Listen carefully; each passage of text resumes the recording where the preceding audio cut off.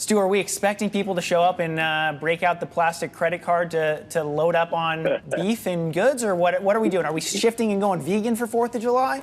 Yeah, it's not that bad, okay? I mean, when you think about it, I saw your statistic, $73 there, but for 10 people, that's $7 a head. That you can't go to a restaurant for that. But anyway, here's really what it boils down to. The superstar of 4th of July is this guy right here. Your cheeseburger, okay? Not a hamburger, cheeseburger. Is that a brioche bun, Stu? It's a brioche bun. Oh. And you know what? The bun price is the same as last year. The cheese that you see on it is the same as last year. You know what went from $2.50 to $2.75 is the meat in the middle. So meat is driving a lot of these costs up. And the reason is, I talked to our ranchers out in the Midwest. The herd size is at a 75-year low.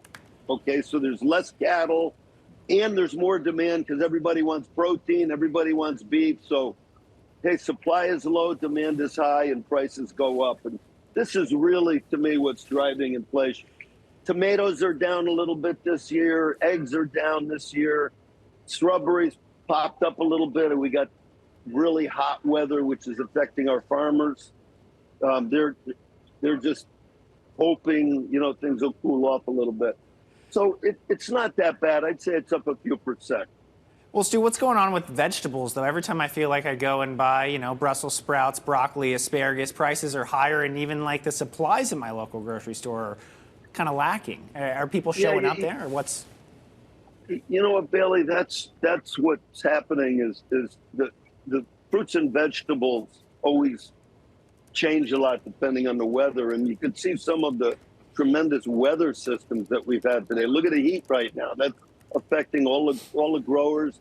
Can you get people out in the fields right now to even pick all of the corn and blueberries and everything? So, the fruits and vegetables is always, you don't know what you're going to happen the next day.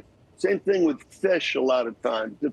We're up in the Boston, New York area, Montauk.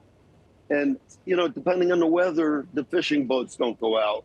The lobstermen don't go out. And the price will fluctuate, not on a major basis, but day to day it'll fluctuate depending on those factors. Well, I am curious, Stu, you've been doing this. You've been leading this company for more than 30 years. Obviously, the company predates. See the gray hair? I see it, Stu. You still look great, by the way. But I am curious. You've seen kind of these economic cycles before. And I am curious, particularly around holidays, whether it's July 4th or Thanksgiving. Do you find that people still, even when times are tough, they still are willing to spend around these holidays? Well, you know what, Romaine? You know what we're finding now is I just ordered some Chinese food last night, and it was $40.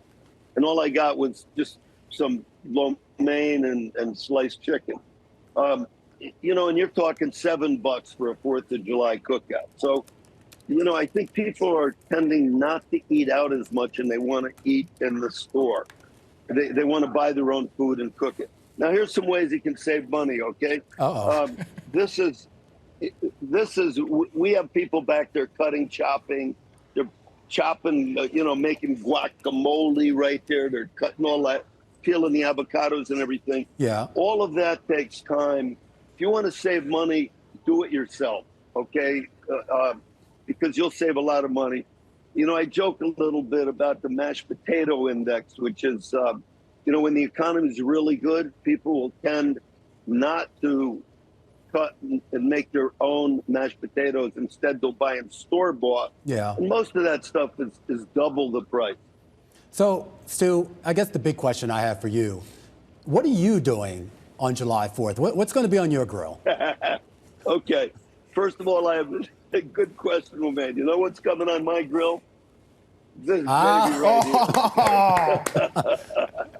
Okay, that's going to be on my grill there. My son-in-law loves steak, and so do I. But we're gonna grill that up. And you know what else?